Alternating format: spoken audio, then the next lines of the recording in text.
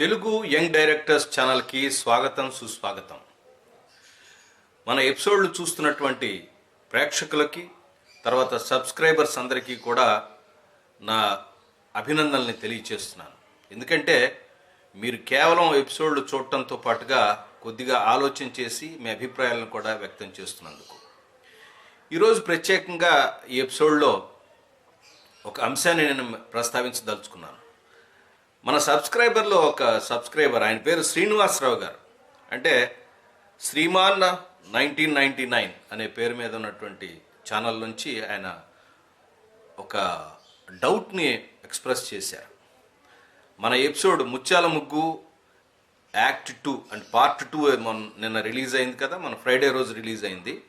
అది చూసిన తర్వాత విలన్ ఇంట్రడక్షన్ పెట్టాను కదా, ఆ విలన్ ఇంట్రడక్షన్ చూసిన తర్వాత పెట్టారనమాట. ఏంటో అది ఒక్కసారి మనం చూద్దాం, దాని మీద కొంచెం వివరణ తీసుకుందాం. మనం ఈ వీడియో మొత్తం చూశారండి. మీరు చెప్పినటువంటి పాయింట్ ఏంటంటే మొత్తం హీరోని చుట్టే తిరగాలి అనేది నిజం, కానీ విలన్ కూడా అంతే స్ట్రాంగ్గా ఇంపార్టెన్స్ ఇస్తే కదా హీరో కూడా ఎలివేట్ అవుతాడు కదా.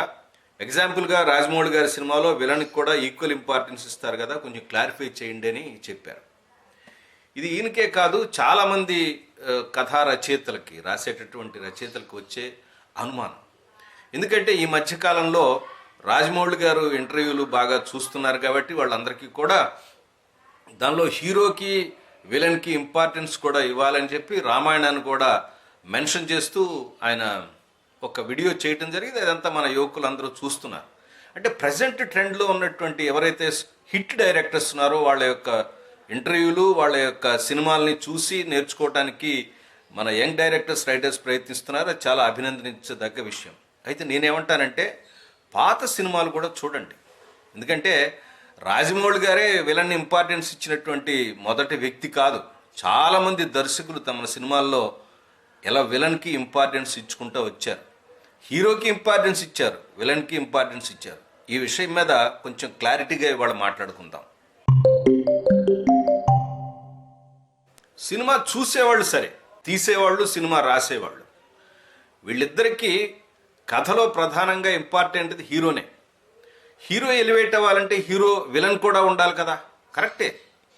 మనం ఇందాక ఇప్పుడు జస్ట్ చెప్పుకున్నట్టుగా ఇది రామాయణ కాలం నుంచి ఉన్నటువంటి కథ. రాముడు ఎంత బలవంతుడో అలాగే రావణాసురుడి క్యారెక్టర్ కూడా అంతే గొప్ప క్యారెక్టర్గా తీర్చిదిద్దాడు వాల్మీకి. అలాగే మహాభారతంలో కూడా చాలా గొప్ప క్యారెక్టర్లు ఉన్నాయి. అలాగే మెయిన్గా దుర్యోధనుడు అవతల పార్టీ కూడా చాలా గొప్ప క్యారెక్టర్స్గా తీర్చిదిద్దారు. ఏ కథకైనా ఇంపార్టెంట్ రెండు పిల్లర్స్. అసలు కాన్ఫ్లిక్ట్ వీళ్ళ మధ్య పుట్టేది వీళ్ళ మధ్యే కదా, హీరోకి విలన్కి మధ్యే కదా. ఆ కాన్ఫ్లిక్ట్ని పట్టుకునే కదా కథ అనేది ముందుకు నడిచేది. కాబట్టి హీరో ఎంత ఇంపార్టెంటో విలన్ కూడా అంతే ఇంపార్టెంట్. ఈ విషయాన్ని మనం పాతాళ భైరవి సినిమా ఎగ్జాంపుల్ తీసుకుందాం. దానిలో ఎన్టీఆర్ హీరో. తోటరాముడు అంటే తోటమాలి, పూలు కట్టే మాలలు కట్టే ఒక ఆమె యొక్క కొడుకు. తండ్రి ఎప్పుడో చనిపోయాడు. తల్లితో పాటు ఒక చిన్న ఫ్రెండ్తో పాటు సరదాగా తిరిగేటువంటి వ్యక్తి, ఒక కామన్ మ్యాన్. రాజుగారి కూతుర్ని చూసి, తోటలో చూసి ప్రేమలో పడ్డాడు. ఆ ప్రేమను పొందాలంటే రాజుగారి పరీక్ష పెట్టాడు. కాబట్టి రాసపెట్టను చేసుకోవాలంటే ఇవన్నీ సంపాదిస్తే నువ్వు కూడా సాధించవచ్చు అంటాడు. అంటే ఒక కామన్ మ్యాన్ అవన్నీ సాధించి ఒక రాజులాగా మారి రాజకుమారిని పెళ్లి చేసుకోవడానికి ఉద్యమిస్తాడు. అది ఆ సినిమాలో కథ. అక్కడ విలన్ కూడా ఇంట్రడ్యూస్ అవుతాడు. రకరకాల మాయల మరాఠీ.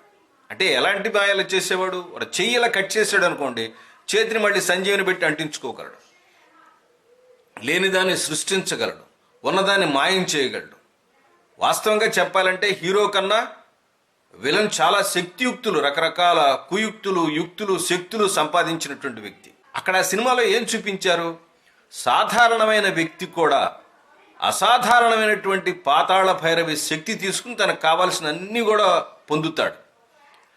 అయితే పొందిన తర్వాత ఏమవుతుందంటే అది అతని మదర్ యొక్క పాపం తెలియక తన చెలికాడి యొక్క పక్కన ఉన్న వాళ్ళ యొక్క తెలివి తక్కువతనం వలన ఆ పాతాళ భైరవి పోగొట్టుకుంటాడు, తన ఆస్తులన్నీ పోగొట్టుకుంటాడు. అప్పుడు హీరో ఏం చేస్తాడు? విలన్ ఎక్కడున్నాడో తెలుసుకుని రాజ్కుమార్ని మిగతా వాళ్ళని తీసుకురావడానికి వెళ్ళి మానవుడికి ఉన్న తన స్వశక్తితో, తన పవర్తో మళ్ళీ ఆ దుర్మార్గుణ్ణి అంతం చేస్తాడు. ఇక్కడ చూడండి, హీరో క్యారెక్టరు పవర్ఫుల్గా తీర్చిదిద్దారు, అలాగే విలన్ కూడా. ఇలాగే చాలా సినిమాల్లో విలన్ కూడా చాలా పవర్ఫుల్గా ఉంటాడు. రాజమౌళి గారి సినిమాలంటే ఈ మధ్య కాలంలో వచ్చిన యూత్కి కాబట్టి చూస్తున్నారు. పాత సినిమాల్లో చాలా సినిమాల్లో విలన్ని అద్భుతంగా చూపించిన సందర్భాలు ఉన్నాయి. ఇప్పుడు ముత్యాల ముగ్గులో కూడా విలన్ చాలా పవర్ఫుల్. హీరో జమీందార్ గారి కొడుకే, అంతే. సమాజాన్ని ప్రభావితం చేసే రకరకాల అంశాల్లో విలన్ చాలా పవర్ఫుల్ మ్యాన్. అతని చేతిలో బోల్డ్ మంది ఉన్నారు. కానీ విలన్ యొక్క క్యారెక్టర్ని హైలైట్ చేయకుండా మనం హీరో మీదే ప్రధానంగా చెప్తున్నాం. ఎందుకు చెప్తున్నాం? హీరో గురించే మన ఎపిసోడ్లో ఎందుకు చెప్తున్నాం అంటే, కొత్తగా రాసే రచయితలు, దర్శకులు కానీ ఇటువంటి బోల్తా కొట్టకుండా. ఈ మధ్యకాలంలో ఇంతకుముందు మన ఎపిసోడ్లో కూడా చెప్పాను, స్పైడర్ సినిమా ఉంది. దానిలో హీరో చాలా తెలివిగలవాడు, అద్భుతంగా చూపించారు. కానీ విచిత్రంగా విలన్ యొక్క క్యారెక్టర్కి రకరకాలైనటువంటి బ్యాక్డ్రాప్స్ కూడా క్రియేట్ చేసి సర్క్యులర్ బీయింగ్, అతను అలా దుర్మార్గంగా మారటానికి ఏమేం కారణాలు ఉన్నాయో అవన్నీ చూపించుకొచ్చి వచ్చారు. విలన్ క్యారెక్టర్ హైలైట్ అయిపోయి హీరో క్యారెక్టర్ ప్యాసివ్ అయిపోయి చివరికి ఆ సినిమా 150 కోట్లతో తీసినా, గ్రాఫిక్స్ అని అది ఇది మాయాజాలం చేసినా, ఇన్ని పాటలు మంచిగా ఉన్నా, మహేష్ బాబు హీరో అయినా సినిమా అట్ట ఫ్లాప్ అయింది. విలన్ని సూపర్గా చూపించాలనే క్రమంలో హీరో క్యారెక్టర్ని మర్చిపోయి చాలామంది పెద్ద పెద్ద దర్శకులు కూడా బోల్తా కొడుతున్నారు. ఇలాంటి బోల్తా కార్యక్రమం కొట్టకుండా ఉండాలనే బిగినర్స్కి సరైనటువంటి అభిప్రాయం కలగాలి. ఏ సినిమాకైనా సరే హీరో అనేవాడు విలన్ ఎంత బలవంతుడైనప్పటికి కూడా హీరో అంతిమంగా విజయం సాధిస్తాడు. అది ఒక గోల్. కాబట్టి విలన్ క్యారెక్టర్ని, హీరో క్యారెక్టర్ని రెండింటినీ కూడా తీసుకురావాలి. హీరో విలన్ క్యారెక్టర్లే కాదు, సినిమా కథని ప్రభావితం చేసే ప్రతి క్యారెక్టర్ కూడా ఇంపార్టెంట్. ప్రతి క్యారెక్టర్ని దానికి ఒక బిగినింగ్, మిడిల్, ఎండ్ ఉండి చక్కగా తీర్చిదిద్దాలి. అన్ని పాత్రలకి కూడా ఎంత మంచి బిగినింగ్ ఉందో, ఎంత క్యారెక్టరైజేషన్ ఉందో, దాని ఎండింగ్ కూడా ప్రాపర్గా చేసుకోవాలి. ఇంట్రడ్యూస్ చేసిన ప్రతి పాత్రని కూడా కథని నడపటానికి లేదా కథని ప్రభావితం చేయడానికి మనం ఉపయోగించుకోవాల్సిన అవసరం ఎంతైనా ఉంది. కొత్తగా రాసే రచయితలు కానీ దర్శకులు కానీ ఈ విషయాన్ని తప్పకుండా గుర్తుపెట్టుకోండి. ప్రతి సినిమాలోనూ నాయకుడు, ప్రతినాయకుడు ఇద్దరూ కూడా చాలా ఇంపార్టెంటే. కానీ మనం చెప్పేది నాయకుడు పాయింట్ ఆఫ్ వ్యూలో చెప్తున్నాం. ఒక్కోసారి ప్రతి నాయకుడిలాగా ఉన్న నాయకుడి క్యారెక్టర్లు కూడా చెప్పచ్చు. అంటే యాక్టివిటీస్ అనే విలన్ లాగా ఉంటాయి. చేసే సినిమాకి అతని యొక్క కథే. ఇప్పుడు పుష్ప సినిమా తీసుకున్నాం. దానిలో ఆయన సమాజాన్ని ఉద్ధరించేటువంటి క్యారెక్టర్ అదేమన్నా ఈజ్ అ స్మగ్లర్, ఎర్రచందనం స్మగ్లర్. ప్రతినాయకుడు కావాలన్నా నాయకుడు. దానికి కూడా అతనికి కూడా ఒక ప్రతినాయకుడు ఉన్నాడు. అతనికి ప్రతినాయకుడు ఈ షెకావత్. ఆయన పర్ఫెక్ట్గా ఆయన ఉన్న సిన్సియర్ పోలీస్ ఆఫీసర్ అయితే, ఆయన మన తెలంగాణ సస్పెండెడ్ పోలీస్ ఆఫీసర్ ఆయన మెన్షన్ చేసినట్టుగా నిప్పులాంటి మనిషి సూపర్ సినిమా అలాంటివి తీయట్లేదు. అలాంటి నిప్పులాంటి మనిషిలో ఉన్నటువంటి క్యారెక్టర్ అయితే అనుకోవచ్చు, ఆయన కూడా నాయకుడు అనుకోవచ్చు. ఆయన కూడా లంచాలు తీసుకుని రకరకాల కార్యక్రమాలు చేసేటువంటి క్యారెక్టర్గా చూపించారు. కాబట్టి ఆ పాలిటీ ఆయనకి విలన్ అయిపోయాడు. చూడండి ఇట్లాగా. సో క్యారెక్టర్ మనం తీసుకున్నప్పుడు అది ఎలాంటి స్వభావం కలిగింది, దాని ఎంత పవర్ఫుల్ అని చెప్పడం అనేది ఇంపార్టెంట్.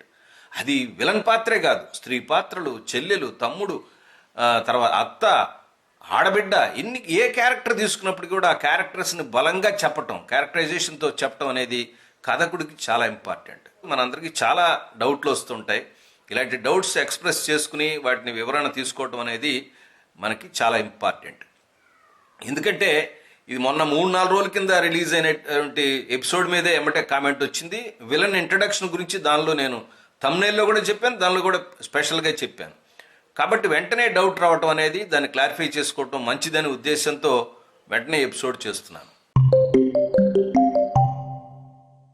మన యంగ్ డైరెక్టర్స్కి, రైటర్స్కి సినిమాలు చూడటం అనేది ఒక సరదా అంశమే ఒక్కటే కాదు, దాన్ని నేర్చుకునే అంశం కూడా.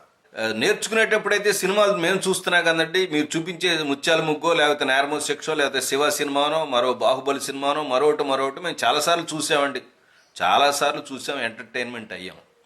కానీ ఇక్కడ చెప్పేది ఏంటంటే, నేను కథ చెప్పడంతో పాటుగా కొన్ని విజువల్స్, చిన్న విజువల్స్ని ఇన్సెట్లో వేస్తూ ఉన్నాను. ఎందుకంటే పూర్తిగా చూపిస్తే కాపీరైట్ ప్రాబ్లమ్స్, రకరకాల ప్రాబ్లమ్స్ వల్ల ఛానల్నే చివరికి నేను పోగొట్టుకునే పరిస్థితి వస్తుంది. అందుకోసం నేను ప్రత్యేకంగా అంత ఎఫెక్టివ్గా విజువల్స్ నేను చూపించలేకపోతున్నాను, మీకు చెప్పలేకపోతున్నాను. పరిమితంగా విజువల్స్ని, అది కూడా ఒక చిన్న ఫోటో రూపంలోనో, చిన్న చిన్న ఇంపార్టెంట్ డైలాగ్ ఎక్స్ప్లెనేషన్ అవసరమైన చోట మాత్రమే దాని యొక్క సపోర్ట్ తీసుకుని, అది కూడా రకరకాల మార్గాలుగా డైరెక్ట్గా డౌన్లోడ్ చేసుకున్నది కాకుండా రకరకాల మార్గాల్లో నేను తీసుకుని చేయడం జరుగుతుంది. కాబట్టి ఈ ఉన్న పరిమితిని అర్థం చేసుకుని మీరు కూడా సినిమాని విశ్లేషణాత్మకంగా చూడటానికి ప్రయత్నించండి.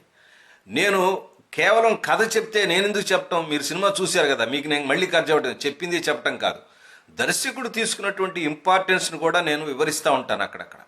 దర్శకులు, యంగ్ డైరెక్టర్స్, రైటర్స్, తర్వాత దర్శకుడు ఎట్లాంటి ప్రత్యేకతను తీసుకున్నాడు, ఎటువంటి జాగ్రత్తలు తీసుకున్నాడు, ఎలా క్యారెక్టర్ ఇంట్రడ్యూస్ చేశాడు, ఎలాంటి షార్ట్స్ పెట్టాడు, ఇలాంటి అంశాలను నేను ఎక్స్ప్లెయిన్ చేయడానికి మధ్యలో ప్రయత్నిస్తున్నాను. కాబట్టి ఎపిసోడ్స్ని పూర్తిగా చూడటానికి ప్రయత్నించండి. దయచేసి ఇదొక్కటే నా విజ్ఞప్తి. మీకు నచ్చితే 10 మందికి షేర్ చేయండి. ఎపిసోడ్ చూసిన తర్వాత తప్పకుండా లైక్ చేయండి. లైక్ చేసినప్పుడే యూట్యూబ్ 10 మందికి అది సపోర్ట్ చేసి పంపించగలుగుతుంది. మీరు లైక్ లేకుండా ఒట్టిన సినిమా చూసింది బాగుంది గురు గారు, ఎక్సలెంట్ ఎక్స్ప్లెనేషన్ అని చెప్పి నాకు చెప్పినందువల్ల ప్రయోజనం లేదు. 10 మందికి చెప్పాలంటే అందరికీ ఉపయోగపడవు మన ఎపిసోడ్లు. నేర్చుకోవాలనే ఉద్దేశంతో సినిమా మీద ఇంట్రెస్ట్ ఉన్న వాళ్ళకే ఉపయోగపడతాయి.